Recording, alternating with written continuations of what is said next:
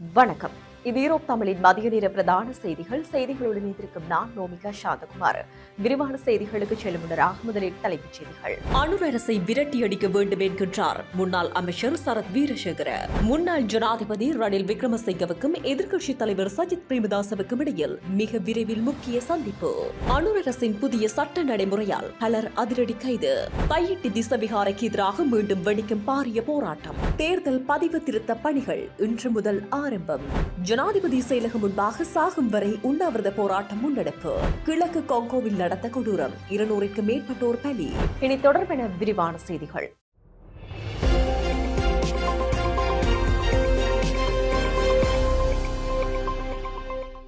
இலங்கை நாட்டின் பௌத்த சாசனம் மீது விமர்சனங்களை தொடுக்கும் அனுர் அரசை விரட்டியடிக்க வேண்டும் என முன்னாள் அமைச்சர் சரத் வீரசேகர தெரிவித்துள்ளார். இது தொடர்பில் ஊடகங்களிடம் அவர் மேலும் தெரிவிக்கையில், எனது நாட்டில் சாசனம் மற்றும் வளங்களை பாதுகாக்க வேண்டும் எனில் ஒற்றையாட்சியை பாதுகாக்க வேண்டும். ஒற்றையாட்சி பாதுகாக்கப்பட வேண்டும் என்ற உத்தரவாதத்தை வழங்கி ஜனாதிபதி தேர்தலில் போட்டியிட்ட ஒரே ஒரு ஜனாதிபதி வேட்பாளர் என்றால் அது நாமல் ராஜபக்ஷதான். தமக்குரிய வாக்கு குறையும் என தெரிந்தும் அவர் அந்த அறிவிப்பை வெளியிட்டுள்ளார். அப்படியான ஒருவர் ஜனாதிபதியானால் தான் இந்த நாட்டையும் பௌத்த சாசனத்தையும் பாதுகாக்க முடியும். மேலும் பௌத்த பிக்குகளுக்குரிய கௌரவமும் மீள கிடைக்கப்பெறும் என அவர் குறிப்பிட்டுள்ளார். இலங்கையின் முன்னாள் ஜனாதிபதி ரணில் விக்ரமசிங்கவுக்கும் எதிர்க்கட்சித் தலைவர் சஜித் பிரேமதாசவுக்கும் இடையில் மிக விரைவில் முக்கிய சந்திப்பு ஒன்று நடைபெறும் என உறுதிப்படுத்தப்பட்டுள்ள தகவல்கள் தெரிவிக்கின்றன. இந்த நிலையில் ஐக்கிய மக்கள் சக்தி உதயமாகி எதிர்வரும் 10ஆம் தேதியுடன் 6 ஆண்டுகள் ஆகின்றன. அதற்கு முன்னதாக இருவரும் நேரடி சந்திப்பில் ஈடுபடுவார்கள் என தெரிய வருகிறது. இதன்போது எட்டப்படும் முடிவுகளின் அடிப்படையில் ஐக்கிய மக்கள் சக்தியின் கட்சி மாநாட்டில் தீர்மானங்கள் நிறைவேற்றப்படலாம் எனவும் அறிய முடிகிறது. இரு கட்சிகளும் இணைவுக்கு இணங்கியிருந்தாலும் தனிக்கட்சியா கூட்டணியா என்பது பற்றி இன்னும் இறுதி முடிவு எடுக்கப்படவில்லை. எனவே ரணிலுக்கும் சஜித்துக்கும் இடையிலான சந்திப்பே அடுத்த கட்டத்தை நிர்ணயிக்கும் என கட்சி உறுப்பினர்கள் ஊடகங்களிடம் கருத்து வெளியிட்டுள்ளனர். நாட்டின் பயங்கரவாத தடை சட்டத்தை நீக்குவதாக கூறி ஆட்சியிடம் ஏறிய தற்போதைய ஆளுந்தரப்பான அனுர் அரசாங்கம் தற்போது புதிய பயங்கரவாத தடை சட்டத்திற்காக வரைவை வெளியிட்டுள்ளது. இந்நிலையில் இவ்வாறு உருவாக்கப்பட்ட புதிய பயங்கரவாத தடுப்பு சட்டத்திற்கு எதிர்ப்பு தெரிவித்து நேற்று தினம் கொழும்பு நீதி அமைச்சுக்கு முன்பாக ஆர்ப்பாட்டம் ஒன்று முன்னெடுக்கப்பட்டது. எனினும் இந்த பயங்கரவாத தடை சட்டத்தின் மூலம் பலர் கைது செய்யப்படலாம் என எதிர்பார்க்கப்படுகிறது. பயங்கரவாத தடை சட்டத்தின் மூலம் 90 நாட்கள் தடுத்து வைக்கலாம். ஆனால் இந்த புதிய பயங்கரவாத தடுப்பு சட்டத்தின் மூலம் 1 வருடத்திற்கு தடுத்து வைக்க முடியும் என கூறப்படுகிறது.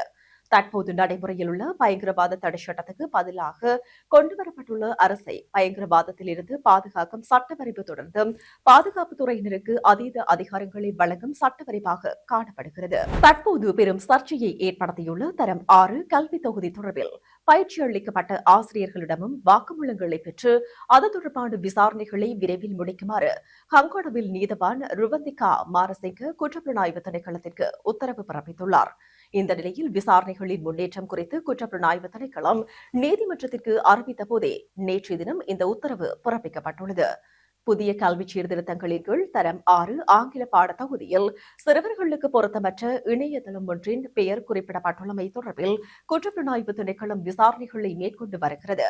இது தொடர்பில் அந்த திணைக்களம் ஹங்கோடவில் நீதவான் நீதிமன்றத்தில் விடயங்களை அறிக்கையிட்டிருந்ததுடன் நீதிமன்றத்தின் அறிவிப்பிற்கமைய விசாரணைகளின் முன்னேற்றத்தை அதன் அதிகாரிகள் நேற்றைய தினமும் நீதிமன்றத்திற்கு அறிவித்தனர்.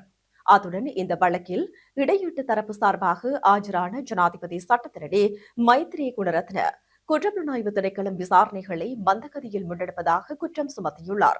அரசாங்கத்தில் உள்ள கல்வி அமைச்சர், அமைச்சின் செயலாளர் உள்ளிட்ட அனைவரும் பொறுப்பு கூற வேண்டிய இந்த சம்பவத்தில் 2 அதிகாரிகளின் சேவையை மாத்திரம் இடைநிறுத்தி இதனை ஒரு சாதாரண செயலாக காட்ட முடிவதாக அவர் சுட்டிக்காட்டியுள்ளார். அத்துடன் சர்ச்சைக்குரிய சம்பவத்தின் போது கடமை ரீதியான கவனக்குறைவு ஏற்பட்டுள்ளதா அல்லது வேண்டுமென்றே செய்யப்பட்டத செயலா, இதன் மூலம் பொதுச்சொத்து துஷ்பிரயோகம் இடம்பெற்றுள்ளதா என்பது தொடர்பிலும் இந்த தொகுதி தொடர்பில் பயிற்சி பெற்ற ஆசிரியர்களிடமும் வாக்குமூலம் பெற்று விசாரணைகளை விரைவில் முடிக்குமாறு நீதவான் அந்த சந்தர்ப்பத்தில் குற்றப்புலனாய்வு திணைக்களத்திற்கு உத்தரவிட்டுள்ளார். சம்பவம் தொடர்பில் கல்வி அமைச்சின் செயலாளர் மீது சந்தேகம் நிலவுமாயின் அவரும் இதில் ஒரு சாட்சியாளராக இருக்க வேண்டும் எனவும் நீதவான் அறிவித்துள்ளார். மேலும் விசாரணைகளின் முன்னேற்றத்தை எதிர்வரும் பிப்ரவரி மாதம் 20ஆம் தேதி நீதிமன்றில் அறிக்கையிடுமாறும் ஹங்கோடவில் நீதவான் ருவந்திகா மாரசிங்க உத்தரவு பிறப்பித்துள்ளமை குறிப்பிடத்தக்கது. யாழ்ப்பாணம் தையிட்டி திஸ்ஸவிகாரையை உடனடியாக அகற்றுமாறு கோரியும் திஸ்ஸவிகாரை மற்றும் அதனைச் சுற்றியுள்ள காணிகளை விடுவிக்குமாறு வலியுறுத்தியும் பல போராட்டங்கள் இடம்பெற்று வந்த நிலையில் மீண்டும் ஒரு போராட்டத்தினை முன்னெடுக்க நடவடிக்கை எடுக்கப்பட்டுள்ளது. இந்த நிலையில் குறித்த போராட்டமானது இன்றைய தினம் சனிக்கிழமையும் நாளைய தினம் ஞாயிற்றுக்கிழமையும் திஸ்ஸவிகாரைக்கு அருகாக போராட்டம் இடம்பெறவுள்ளது. இன்று மாலை 4 மணி முதல் மாலை 6 மணி வரையும், பௌர்ணமி தினமான நாளைய தினம் காலை 7 மணி முதல் மாலை 6 மணி வரையும் போராட்டம் நடைபெறும்.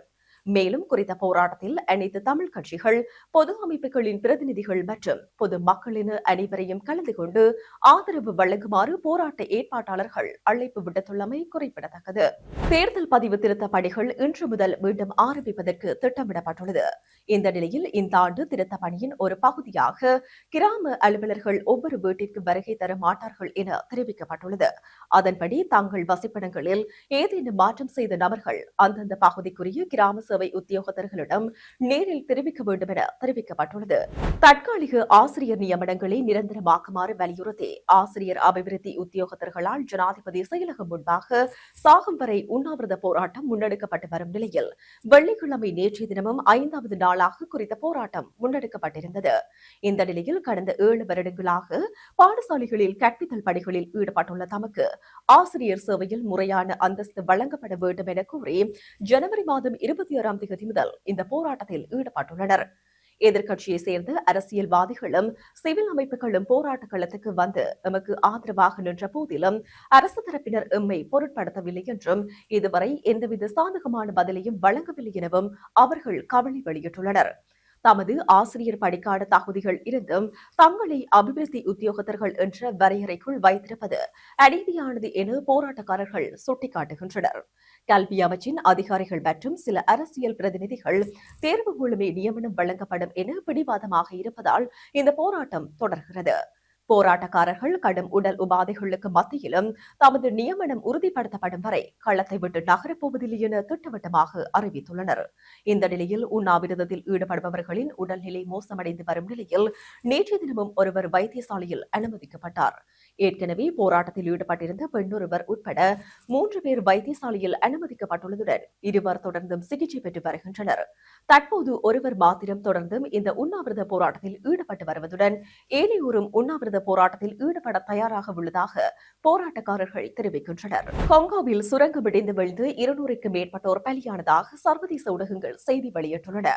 இந்த நிலையில் இந்த பகுதி கிளர்ச்சியாளர்களால் கட்டுப்படுத்தப்படுகிறது. அவர்களால் நியமிக்கப்பட்ட ஆளுநரின் செய்தி தொடர்பாளர் இதனை உறுதிப்படுத்தியுள்ளார். ஹோல்டானின் முக்கிய ஆதாரமாக கருதப்படும் ருபாயா சுரங்கத்தில் இந்த துரதிருஷ்டவசமான விபத்து நிகழ்ந்துள்ளது.